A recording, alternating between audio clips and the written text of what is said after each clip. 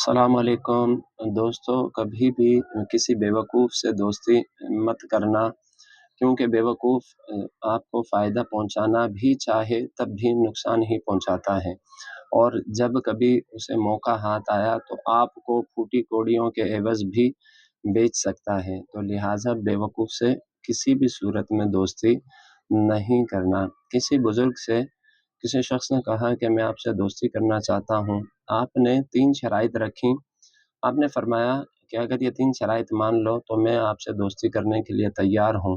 وہ 3 شرائط کیا تھیں؟ وہ 3 شرائط یہ تھیں، آپ نے فرمایا کہ اپنے ناز نخرے سے مجھے پامال مت کرنا۔ دوسری شرط یہ رکھی کہ پیٹھ پیچھے میری غیبت نہیں کرنا۔ تیسری اور آخری شرط آپ نے یہ رکھی کہ میں جو کہہ دوں اس میں میری مخالفت نہیں کرنا۔ تو دوستوں، ہمیں بھی چاہیے کہ آج کے دور میں بھی اپنے دوستوں کو اچھی طرح پہلے پرکھ لیں، جانچ لیں کہ کہیں ایسا نہ ہو جلد بازی میں ہم کسی کو دوست بنا لیں اور بجائے فائدہ کے ہمیں اس سے نقصان اٹھانا پڑے۔ بہت شکریہ۔